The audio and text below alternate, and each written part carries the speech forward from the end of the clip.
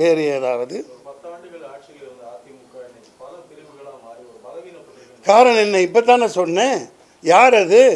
யார் அந்த இரும்பு பெண்மணியை தீர்த்து கட்டினது? அது பச்சை படுகொலை தானே? யதார்த்தமான மரணமா? யதார்த்தமான மரணமாக கேட்குறேன்.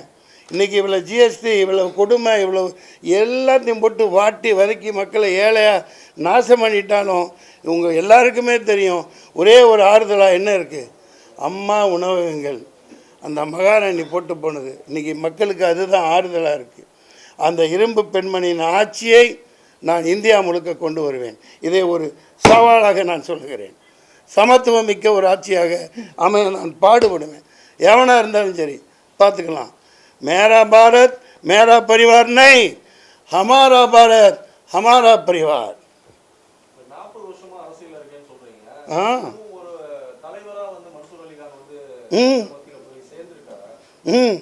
தேவையில்லை. நான் தலைவன்னு நான் என்றைக்கு சொல்லிக்கிட்டதே இல்லை. நான் எளிமையானவனை வாழத்தான் விரும்புகிறேன். சாதாரணமாக கடலை வாங்கி தின்னுக்கிட்டு ரோட்டோரம் நடந்து போவேன். எனக்கு எந்த விதம் பாதுகாப்போ இதுவோ எனக்கு தேவையில்லை.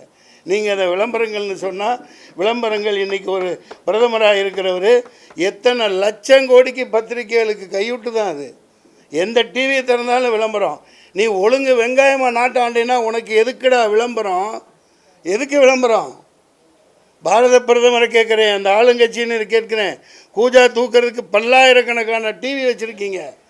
எவங்க அப்போ முட்டு காசு? எவங்க அப்போ முட்டு காசு? எதுக்கு இந்த விளம்பரம் பண்ணுறீங்க? நீ ஒழுங்கு வெங்காயமாக ஆட்சி ஆண்டாக்க அங்கேருந்து ஓட்டு போடுங்கன்னா போட போகிறாங்க. காகிதம் இல்லை படுத்துக்கிட்டு கேரளாவில் எம்பியா ஜெயிக்கலையா? பசும்பன் முத்துராமலிங்க ஜெயிக்கலையா? எம்ஜிஆர் ஜெயிக்கலையா? வாருங்கள் ஐயா, இங்கே உட்காருங்க. செல்லப்பாண்டியன் அவர்களே, செல்லப்பாண்டியன் எனது கொள்கை பரப்பின் மாவீரர். ஆமாம் சார், வெக்கமான சூடு சொரணை இருந்தால் சோத்தைத்தான் திங்கிறீன்னா நீ இவிஎம் மிஷினை தூக்கி போட்டு சாதாரண எளிமையான வாக்குச்சீட்டில் நடத்து. எதுக்கு மெஷினு? யாருக்கு வேணும் மெஷினு? 6.5 லட்சம் 6.5 லட்சம் 1 2 இல்லை. இங்கே பார், 6.5 லட்சம் மெஷினு ரிப்பேராக போச்சான். வேண்டாம், அங்கே ஒப்பம் தன்னானே. அடே, 6.5 லட்சம் மெஷின் ரிப்பேராக போகுதுன்னா நீ என்னடா அவுத்துக்கிட்டு என்ன மயிருக்கடா அந்த மெஷினை வாங்குற? ஏன்னா அத்தனை பிரித்து செட் பண்ணி குத்துறதை குத்தி கேட்குறத கேட்குற மாதிரி பண்ணிவிட்டு பண்ணுறதுக்கு தான். எங்கேருந்து வருதுன்னு தெரியுதா? இப்பெல்லாம் பேசாதீங்கன்னாங்க. அந்த மிஷினை எங்கே பதுக்கி வச்சுருக்காங்கன்னு தெரியுதா? எங்கே எடுத்துகிட்டு போகிறாங்கன்னு தெரியுதா? 20 லட்சம் மிஷின் அச்சடித்து வச்சுருக்கான், வெளியில் இருக்குங்கிறான். இந்த ஊடகங்கள் என்ன கேள்வி கேட்குறவங்க மாதிரி நிற்க வச்சு நாளைக்கு வராரு கேளுங்களேன். கையை ஆட்டிக்கிட்டு வராருல்ல, சொல்லுங்கள் ஐயா, உங்களுக்கு பதில் கிடைத்து விட்டதா? இல்லை, 40 வருஷமாக இருக்கீங்களே, உன்னை வந்து தலைவன் யாரும் நினைக்கலையே, அதானே கேட்குறீங்க. நான் பெரியார் அல்ல, அண்ணா அல்ல. அவங்க அன்னைக்கு அவ்வளோ உழைச்சி களைச்சி, என்னோடய உழைப்புலாம் ஒன்றும் இல்லை. அறிஞர் அண்ணா அவ்வளோ எளிமையாக வாழ்ந்தார். பெரியார் அவ்வளோ எளிமையாக வாழ்ந்தார். தேர்தல் வேணாம் அப்படின்னார். ஆனால் அவர் பேரை சொல்லிக்கிட்டு இன்றைக்கி ஆட்சி ஆள்றவங்க அவர் வழியில் எளிமையாக இருக்கிறார்களா? எல்லோருக்கும் பதவிகளையும் பொறுப்புகளையும் உரிமைகளையும் பிரித்து கொடுத்துருக்காங்களா அப்படிங்கிறத நான் பிரித்து பேசுவேன். இல்லை, வெற்றி பெற முடியாத பட்சத்தில் என்ன பேச்சுக்கெல்லாம் இடமில்லை. இது வெற்றி வரும் போகும், என்னோடய உரிமை. நான் பல தேர்தலில் போட்டி போட்டிருக்கேன், ஐயா கூட ஒரு தேர்தலில் போட்டி போட்டிருக்காங்க. அதனால் ஒரு எப்போவுமே இப்படி இருந்துருமா என்ன? நான் அநேகமாக நம்புவேன். எனக்கு அதான் அந்த உறுப்பினருக்கு போட்டியிடுறதுக்கு ஒரு 1 2 கொடுக்கும் பட்சத்தில் நாங்கள் போட்டியிடுவோம். கண்டிப்பாக கொடுப்பாங்கன்னு நம்புகிறேன். அது வரைக்கும் சும்மா இருக்க முடியாது. அதனால் எங்கள் பிரச்சாரங்களில் 2 3 தொகுதிகளில் ஆரம்பித்து ஒரு வாரமாக போய்கிட்டு இருக்கு.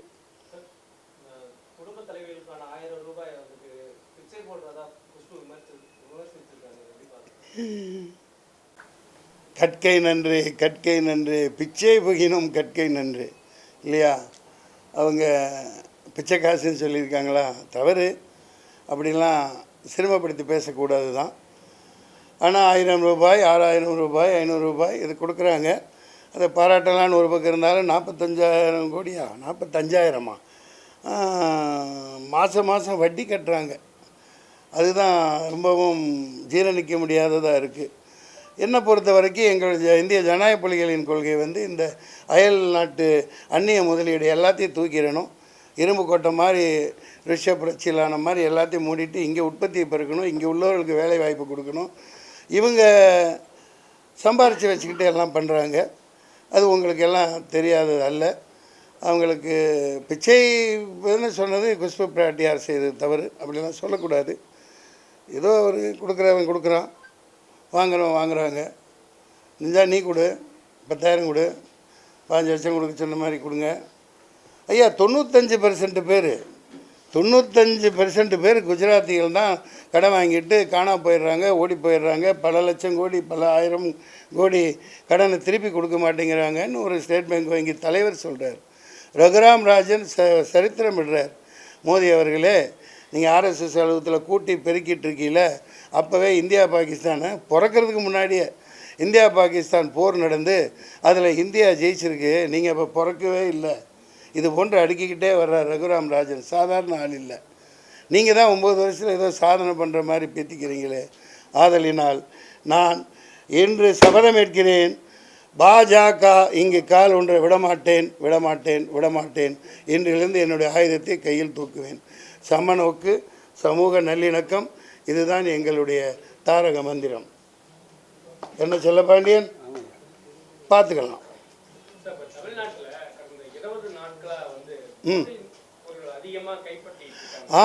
நல்ல கேள்வி, நல்ல கேள்வி, அற்புதமான கேள்வி. இத்தனை நாள் வராததில்லை. இந்த போதைப் பொருள் முக்கியமாக சொல்கிற கேட்டுக்கோங்க, எல்லாம் குஜராத் துறைமுகத்திலிருந்து வருது. யார் கையில் இருக்குது துறைமுகம்? தங்கமும் அந்த மாதிரி தான். தங்கம் ஏறிக்கிட்டே இருக்கு இல்லையா? அதானி அம்பானி போர்ட்டுக்கு வருது. யார்? ஏர்போர்ட்டு அவங்க கையில் இருக்குது, துறைமுகம் அவங்க கையில் இருக்குது.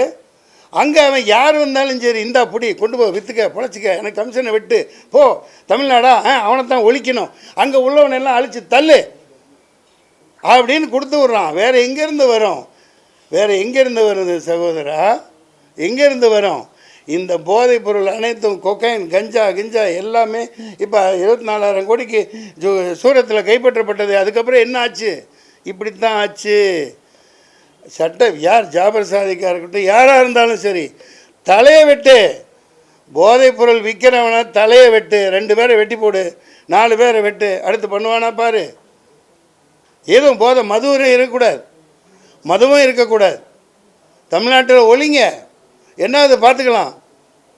ஒரு எண்ணம். இந்த புத்தகங்கள்லாம் படிக்க ஆள் இல்லாமல் இருக்காங்க. படிப்பவங்களை அதிகமாக்கு, குடிப்பவங்களை குறை, முற்றிலுமாக நீக்கு. அதைத்தான் நாங்கள் இயற்கை விவசாயத்தை முன்னெடுப்போம். தமிழர்களை காப்பாற்றணும், மீனவர்களை காப்பாற்றணும். மிகப்பெரிய ஒரு ஆபத்துள்ள நாடு இருக்குது.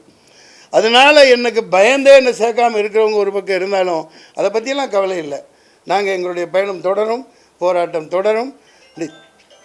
ஆமாம், அதிமுக என்பது சாதாரண நீக்கமில்லை. திமுகவுக்கும் பாரம்பரியம் இருக்குது, எல்லாம் இருக்குது. பின்னே அதை கடத்திட்டு போகிறவங்க அதுக்கப்புறம் வந்தவங்க தனக்காக பயன்படுத்தி கொண்டு இருக்கிறார்கள் என்றாலும், கருத்து வேறுபாடுகள் இருந்தாலும் அது அப்புறம் பார்த்துக்கலாம். இது மூல வேறாக, ஆணி வேறாக இந்த நாட்டை சீரழிச்சிக்கிட்டு இருக்கிறது, இந்த நாட்டை குட்டிச்சவராக்கி கொண்டு இருக்கிறது பாஜக என்ற இயக்கம். அதை நான் வேரடி மண்ணோடும் எடுத்து வீசுவதற்காக நாங்கள் ஆயத்தமாகிவிட்டோம். தப்பு பண்ணியிருக்காங்களா இல்லையா? வந்தால் வரட்டும், இடி வரட்டும், விடி வரட்டும். இந்த வீடின்னு ஒரு வரும் தெரியுமா? அந்த காலத்தில் இந்த பொம்பளைங்கள்கிட்ட போனால் தப்பாக போட்டுறாதீங்கப்பா, ஆம்பளை மேலேயும் தப்பு இருக்குது. அந்த மாதிரி வீடி வந்து போய் அங்கங்கே அரின்னு அரிச்சிக்கிட்டு 2 பக்கம் அரிச்சிக்கிட்டு இப்படியே டாக்டர்கிட்ட ஓடுவான். அவர் அது என்னமோ சேவபால், என்னது சைபால், அது ஒரு டப்பியை வாங்கி யூஸ் பண்ணுறவன் இருக்கான். அந்த கையிலேயே போட்டு பரோட்டா மடிச்சிட்டு இருக்கான், ரோடு போடுவான். அந்த மாதிரி பல இதுக்கு அந்த காலத்தில் வீடி வந்தது, இந்த காலத்தில் ஈடி வருது. அதே அவர்கள் ஆயுதத்தில் ஒன்று. என் ஆஃபீஸுக்கு வந்தால் என் கக்கூசு பாத்ரூம்லாம் க்ளீன் பண்ணிட்டு தான் போகணும். ஏன்னா என் ஆஃபீஸு 20 வருஷமாக எப்படி இருக்குன்னு உங்களுக்கு தெரியும், நான் என்ன நிலையில் இருக்கேன்னு தெரியும். சம்பாரிச்சதெல்லாம் கஷ்டப்பட்டு சம்பாரிச்சது. ஐடி வரணும், வந்தால் எனக்கு அடையப்பா ஞாபகப்படுத்துகிறேன், 4 கோடி நாசமாக போச்சுப்பா. நல்ல படம் நான் எடுத்து தயாரித்த அற்புதமான அருமையான படம் இந்த சரக்கு தான். அதை இவர்கள் வெளியிட விடாமல் தடுத்து விட்டார்கள். பார்த்துக்கலாம். எல்லாருக்கும் வலி இருக்குது. அதனால் இடி சொன்னீங்க இல்லையா, என்னமோ சொல்லிக்கிட்டு இருந்தேன்.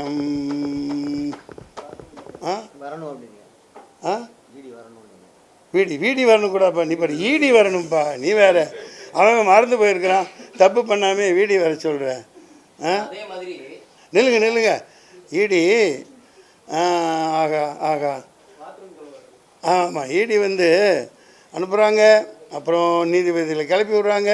சும்மா இருக்கிறவனே அந்த கேஸ் கொண்டா, அவன் எப்படி ஜெயிச்சான்னு பார், அது மறுபடியும் கொண்டா. இந்த எலெக்ஷனுக்கு ஏதாவது இவிஎம் மெஷினுக்கு ஏதாவது பண்ண மாட்டேங்கிறீங்களே? எல்லாத்துக்கும் ஒரு சட்டம் தானே. இப்போ இருந்தாலும் பண்ணுங்கப்பா. சொல்லுப்பா. அதே மாதிரி எந்த கட்சியோடையும் கூட்டணி வைக்க மாட்டோம் அப்படின்னு சொல்லி பேசின ஒரு கட்சியாகட்டும், எதிர்த்து பேசின ஒரு கட்சியாகட்டும், ரெண்டு பேருமே ஒருத்தவங்களோட கூட்டணி வச்சிருக்காங்க, இன்னொரு போய் கட்சியை இணைச்சிட்டாங்க. நீங்கள் யாரை சொல்கிறீங்கன்னு தெரியுதப்பா. கிளியை வளர்த்தி கிணத்துல கிணத்துல தள்ளிட்டே நாட்டாம அப்படிங்கிறியா? சரத்குமார் அவர்கள் ஒரு நடிகர், எனக்கு மூத்தவர். ஆமாம். அப்புறம் நடுராத்திரியில் ஏன் பொண்டாட்டி எழுப்பி கேட்கலாம் சொல்லக்கூடாது, அது அவங்க பிரச்சனைப்பா. இப்போ நீங்கள் கேட்க வந்தது கேளுங்க. கொஞ்ச நேரம் சிரிக்கலான்னு சிரித்தேன். நாளைக்கு ஏன் கட்சின்னு சொல்லுவீங்க. ஆமாம் இல்லை அப்பா, அதுக்கு நான் ஆரம்பிக்காமே அழைச்சிட்டு போயிடுவேன். என்ன ஏதோ இப்போ தான் ஆரம்பிச்சிருக்கோம். 10 பேர் பாருங்கள் எனக்கு பின்னாடி வர்றாங்க, குளிச்சு வந்துருச்சு, அவ்வளோ ஆர்வமாக இருக்காங்க. கட்சி ஆரம்பிச்சதுனால தான் அவங்க 2 பேரும் கலைச்சிட்டு போயிட்டாங்க. அதெல்லாம் இல்லை. நீங்கள் எதுவும் பேசுகிறீங்களா? அவங்க கேள்விக்கு பதில் சொல்லுங்கள். நான் இப்போ லேட்டாக வந்ததுக்கு காரணமே இந்த அவர் ரஹ்மான் ஒருத்தர் ஐயா பற்றி சொல்லியிருந்தாங்க, பத்திரிகையாளர்னு. ரஹ்மான் பத்திரிகையாளர். சரி, ஒரு பத்திரிகையாளர்னால அவரை பற்றி பார்ப்போம். கூகுள், ஃபேஸ்புக் எல்லாம் பார்த்தா அது ஒரு லூசு பயிலாக இருக்காங்க அவங்களுக்கு. அதெல்லாம் பேசுகிறாங்க இல்லையா?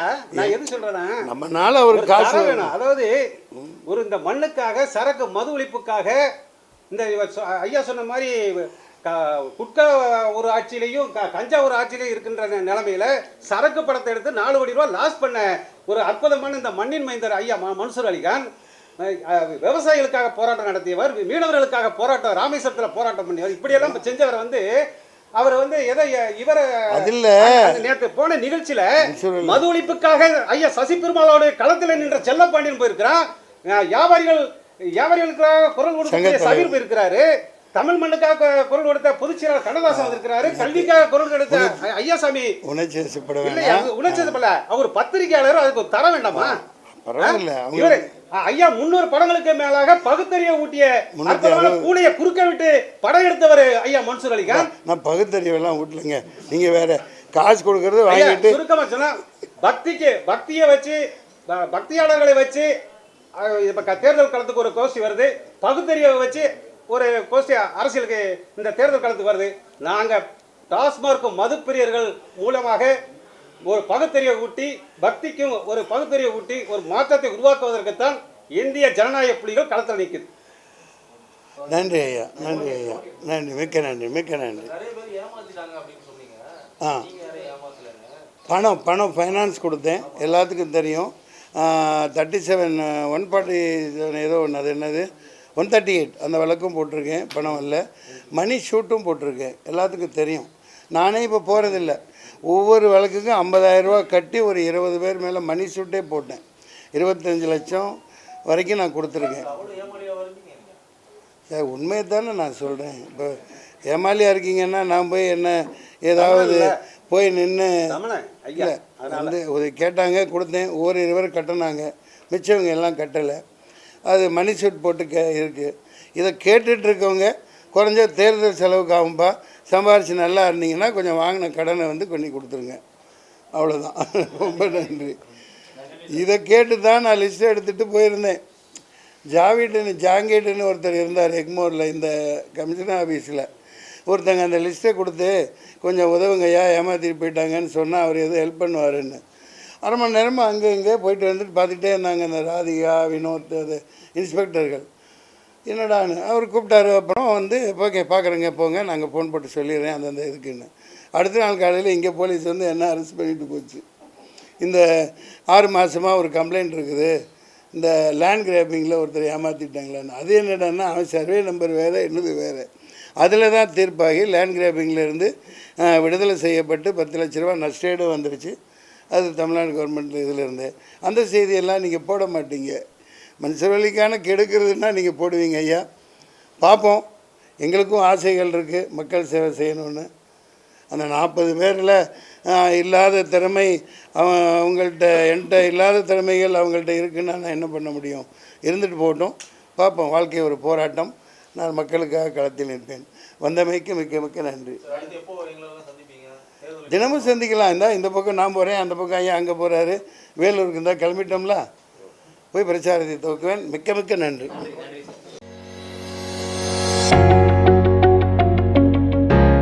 மேலும் செய்திகளை அறிந்து கொள்ள மீடியா நியூஸ் 24 ஹவர்ஸ் சேனலை சப்ஸ்கிரைப் பண்ணுங்க. பக்கத்தில் இருக்க பெல் ஐகானையும் கிளிக் பண்ணிக்கோங்க.